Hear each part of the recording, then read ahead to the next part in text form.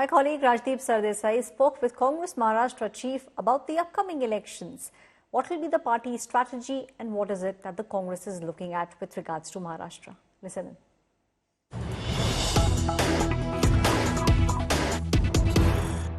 एक बात मैं जहां भी जाता हूं वो अपने प्रचार में कह रहे हैं महायुति लाडकी बहन स्कीम कि हम 1500 रुपए पिछले 4 महीनों से महिलाओं को दे रहे हैं। बोनस दिया अक्टूबर के महीने में 7500 रुपए 2 करोड़ से ज्यादा महिलाओं के खाते में डाले। ये चुनाव का गेम चेंजर है। ये सबसे बड़ा फर्क होगा लोकसभा और विधानसभा के बीच।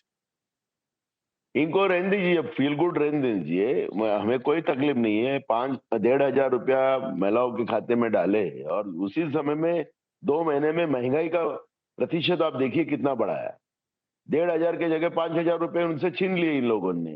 कहीं आप भी क्या थोड़ा ओवर कॉन्फिडेंट हो गए कि लोकसभा और विधानसभा में कोई फर्क नहीं होगा? क्योंकि विधानसभा में आप देखिए कितने इंडिपेंडेंट्स हैं, रेबल्स हैं, और लाडकी बहन की वजह से एकनाथ शिंदे को लगता है उनकी छवि बिल्कुल पूरी तरह से पॉलिश हो गई है और इसी वजह से उनका कहना है कि ये विधानसभा चुनाव में हमने अपने आप को दुरुस्त कर दिया है, अपने अलायंस को मजबूत किया है, आरएसएस भी पूरी तरह से जुड़ गई है।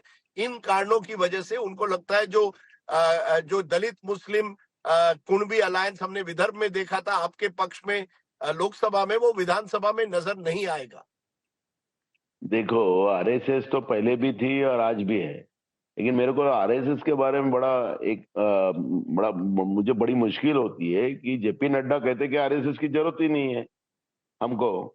तो लेकिन आरएसएस क्यों इतना फील्डिंग लगाती पता नहीं, इतना स्वाभिमानी वो है कि नहीं वो मेरे को पता नहीं है। लेकिन एक बात बता रहा हूँ, एकनाथ शिंदे कुछ भी बोले, जो करप्शन महाराष्ट्र में किया है, महिला सुरक्षिता के बारे में जो इनका फेलियर रहा है, स्कूल में 3 और 4 साल के बच्चे भी सुरक्षित नहीं है, तो मैंने इसलिए कहा इनका फील गुड है। तो मैंने लोगों का गुस्सा इनके बारे में देखा है और मैं आपको कहता हूं अभी से राजदीप जी कि महाराष्ट्र में पार्लियामेंट से भी अच्छा रिजल्ट आपको देखने मिलेगा।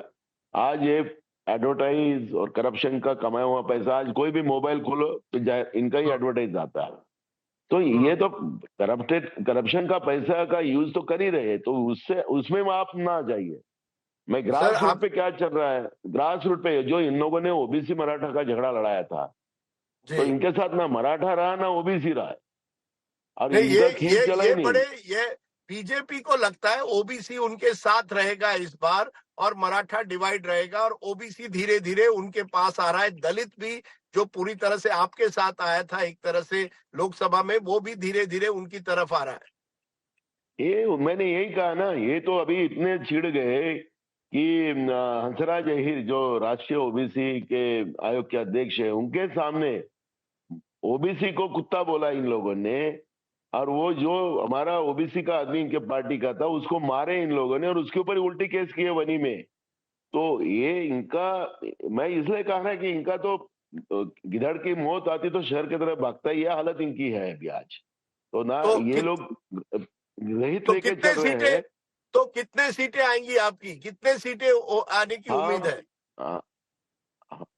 कांग्रेस तो 75-80 की तक कांग्रेस की सीटें आएंगी और महाराष्ट्र में महाविकास आघाड़ी की सीटें 175 से 80 तक आएंगी।